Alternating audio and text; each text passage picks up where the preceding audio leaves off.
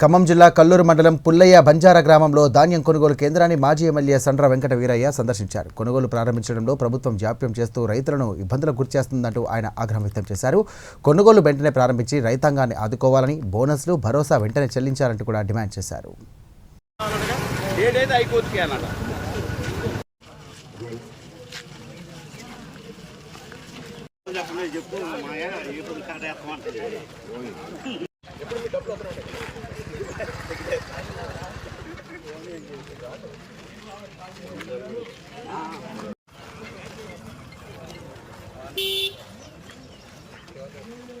Video తీయాలంటే అదే రామరావు అంటుందా.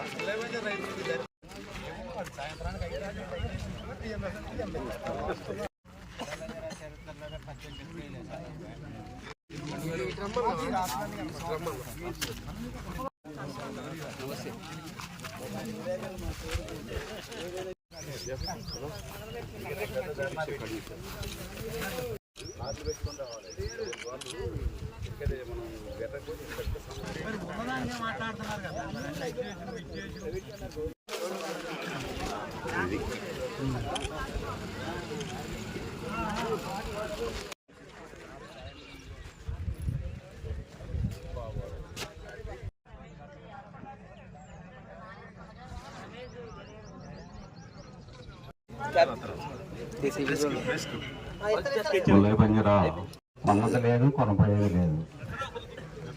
ఇటువంటి కేంద్రాన్ని మన్నత లేదు, కొనపోయేది లేదు. ఇటువంటి కేంద్రాన్ని సందర్శించి మీకు కొనే విధంగా కష్టపడ్డ మన ప్రీతమ నాయకులు అసలు యాక్చువల్ గా ముందు చూసే జనవరి ఫిబ్రవరిలోనే ఈ ప్రణాళిక అంతా కూడా తయారు చేసేవారు. అందుకు ధాన్యం కొనుగోలను వెంటనే, కొనుగోలు కేంద్రాల్లో ధాన్యం కొనుగోలను వెంటనే, ధాన్యం కొనుగోలను వెంటనే, మొక్కజొన్నలు వెంటనే, మొక్కజొన్నలు వెంటనే. వరి రైతుల పట్ల ప్రభుత్వ నిర్లక్ష్య వైఖరి, వరి రైతుల పట్ల ప్రభుత్వ నిర్లక్ష్య వైఖరి, ప్రభుత్వం వరి రైతుల పట్ల నిర్లక్ష్య వైఖరి. మనం రాజకీయం చేయటానికో, ప్రభుత్వాన్ని విమర్శించడానికో ఏనాడు కూడా మనం ప్రయత్నం చేయలే.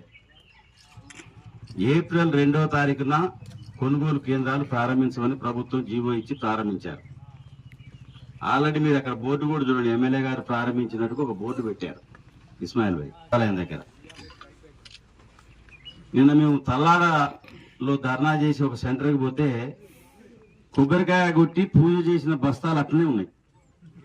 3 బస్తాలకి బొట్లు పెట్టారు, కొబ్బరికాయలు కొట్టారు. ఆ 3 బస్తాలకి మీరు పేపర్లో కూడా చూసుంటారు, అది టీవీలో కూడా చూసుంటారు. 2.5 లక్షల ఎకరాల్లో వరి సాగైంది, 2 లక్షల ఎకరాల్లో మొక్కజొన్న సాగైంది. ఈ ప్రభుత్వం ఏం చెప్పింది? వరికి ప్రత్యామ్నాయం కేసీఆర్ గారు వరి వేస్తే ఊరి అన్నట్టుగా చెప్తుండ్రు. మరి మన రేవంత్ రెడ్డి గారే ఇవాళ పొంగిరెడ్డి శ్రీనివాసరావు గారు కొండపల్లిలో చెప్తుండ్రు. మొన్న రేవంత్ రెడ్డి గారు సిద్దిపేట సభలు ఏం చెప్పిండు? మీరు వరికి ప్రత్యామ్నాయంగా ఆయిల్ ఫామ్ వేయండి, ఇతర పంటలు వేయండి అని ఆయన చెప్పిండా లేదా? వరికి ప్రత్యామ్నాయంగా మొక్కజొన్న వేస్తే ఇవాళ మొక్కజొన్న కొనుగోలు కేంద్రాలు, పేరుకే ధాన్యం కొనుగోలు కేంద్రాలు. మేము ఖమ్మంలో ధర్నా చేసి ప్రెస్ మీట్ పెడితే తెల్లారి అడావుడిగా బోర్డులు పెట్టమని చెప్పారు. కానీ ఈ రోజు వరకు ఒక ట్రక్ షీట్ లేదు, ఏ మిల్లు కేటాయించిన ఇప్పటివరకు స్పష్టత లేదు.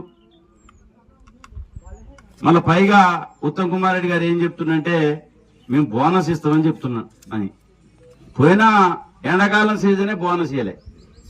ఇవాళ 70% మన కల్లూరు మండలం కాదు, సత్తుపల్లి నియోజకవర్గంలో 70% పచ్చోట్లే. మీరు ఈ పుల్లయ్య బంజర్లో వ్యవసాయం చేసిన మొదలు కానుంచి ఈ రోజు వరకు పచ్చోట్ల మీద చరిత్ర ఎప్పుడైనా ఉందా? మొట్టమొదటిసారి పచ్చోటి ఇలా మిల్లులకు అమ్మిండు. ఇంతకంటే ఈ ప్రభుత్వం యొక్క బాధ్యత అయితే ఏముంటుందని చెప్పి నేను అడుగుతున్నా.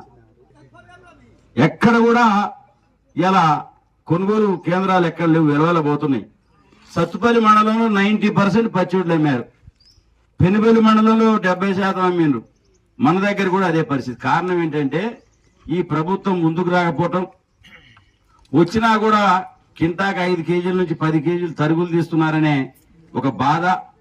పెద్దపల్లికో ఎక్కడికో పంపిస్తే వారం రోజుల పాటు ఆ లారీలు దించక రైతులు నానా అవస్థలు పట్టం. ఈ రకమైన దుర్భరమైన పరిస్థితి ఇవాళ వరి ధాన్యం రైతులు ఎదుర్కొంటున్నారు. అసలు ఈ ప్రభుత్వం వచ్చినాకనే వ్యవసాయ రంగం సంక్షోభంలో ఉంది. నేను అడుగుతున్న, ఏ సీజన్ అయినా మీరు సక్రమంగా ఒడ్డు కొనుగోలు చేసిందా?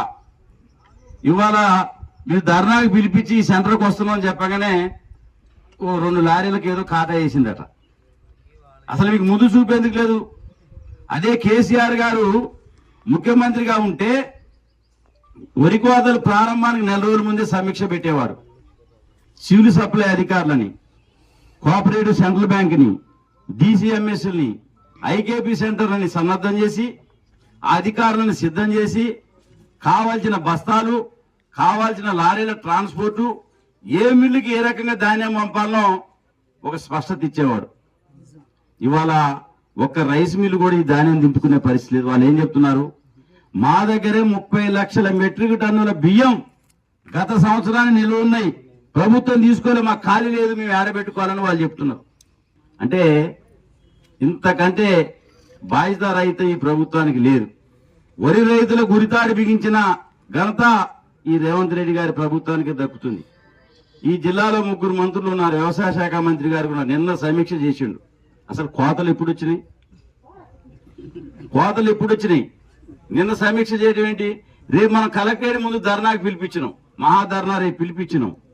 దాన్ని దృష్టిలో పెట్టుకొని ఏదో రైతులను మభ్యపెట్టే దానికోసం నిన్న తుమ్మనాగేశ్వర గారు అక్కడ సమీక్ష మన ఆ యొక్క కలెక్టరేట్ లో నిన్న మీరు సౌకర్యాలు కల్పించడని చెప్తున్నారు.